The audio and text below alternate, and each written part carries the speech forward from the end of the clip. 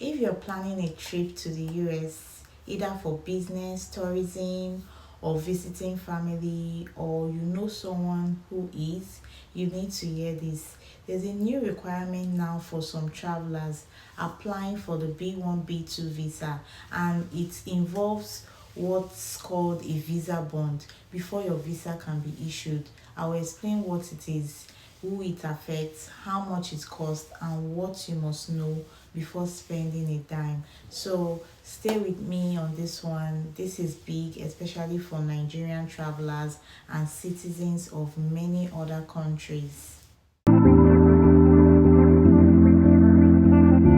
Let's start with the basics. A visa bond is not a visa fee. It's not another charge from the consulate like the MRV or appointment fee.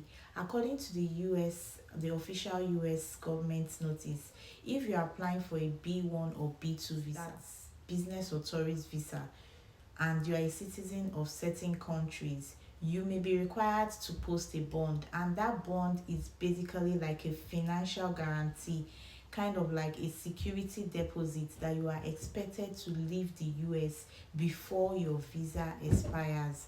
Now, the rule comes from a pilot program under the US immigration law, and it's actually designed to discourage visa overstays.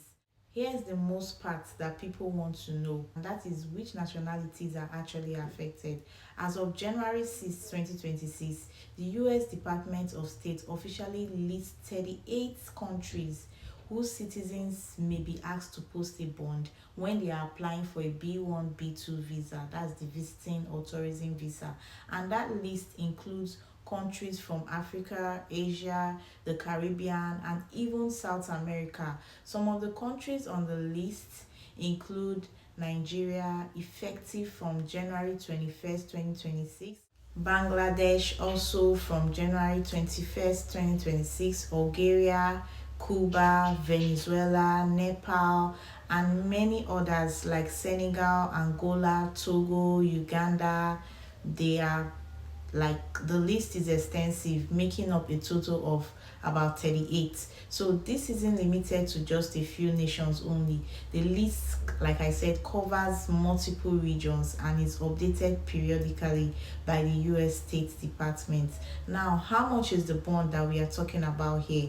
If you are told to post a bond, the consular officer at your visa interview will decide the amount that you need to post, and is one of three levels. Is either you're going to post a $5,000 bond, a $10,000 bond, or a $15,000 bond. So safe to say it ranges from $5 to $15, and that choice is made case by case based on your application, your background, and the risk assessment that is involved. So here's something that you must also know and listen carefully.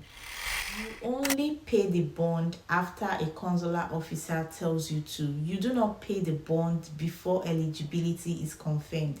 If you pay without an official like telling you to pay, or an official instruction from the US government, the government is not going to refund that money. Your money is gone. The payment is made through the US Department of the Treasury's online pay.gov system using the Department Homeland Security form, the I-352 form.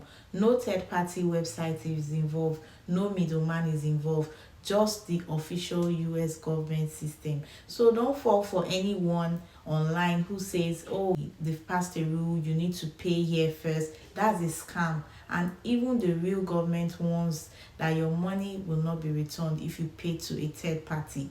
Let's also make this part clear. Paying the bond does not guarantee that you will eventually get the visa.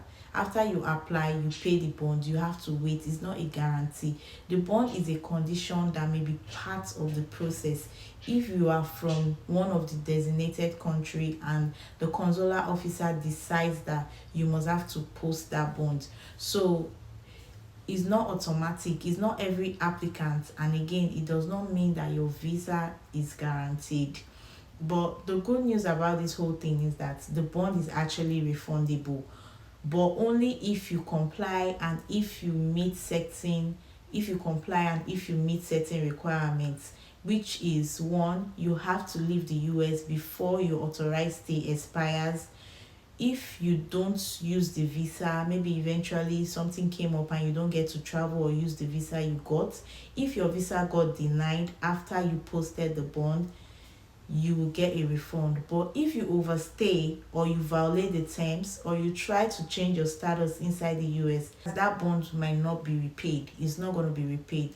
One more detail that matters: once you are approved and have posted a bond, you may be required to enter and exit the United States only through specific airports. So there are designated ports of entry that you have to come in through when you have applied and your visa has been approved. And this includes the Boston Logan International Airport, the John F. Kennedy International Airport, the Washington Dulles International Airport. So those are the three designated airports that you have to come in through, and you have to exit also through those airports. Failure to do so could affect your refund or proper tracking of your stay, and you could actually also be denied entry if you don't come through those airports, and your money, like I said, will not be refunded. All right, so let's talk about why all this is happening. According to the US government, this policy is part of a pilot program that is actually targeting countries with higher B1 and B2 overstay rates, or where screening or vetting that data is considered less complete. So these they are like using this bond as a tool to encourage compliance with the terms of a temporary visa. But critics have said, like especially immigration advocates, they are arguing that the cost may be prohibitively high for everyday travelers, families, small business owners, and it doesn't fix the underlying problems like lengthy processing times or limited visa availability. But this is what the US government policy says is the goal. Like the goal, like they said, is to avoid overstay of individuals coming in, overstay of these visas. So here's my honest take: if you are from one of these 38 countries, especially Nigeria, and you plan to apply for a visitor visa, be prepared for the possibility. Do your interview normally, follow the instructions of the consular officer, and only pay the bond after you're told to do so via the proper official link. Don't panic. Absolutely something you need to know ahead, so you are not surprised or you are not being scammed by anyone. If this video has helped you at all, please hit the like button, share with someone planning to travel to the US, and drop your questions or experiences in the comments. I would love to hear them. I read messages every day. Thanks for watching, and stay informed, stay prepared, and I will see you in my next video.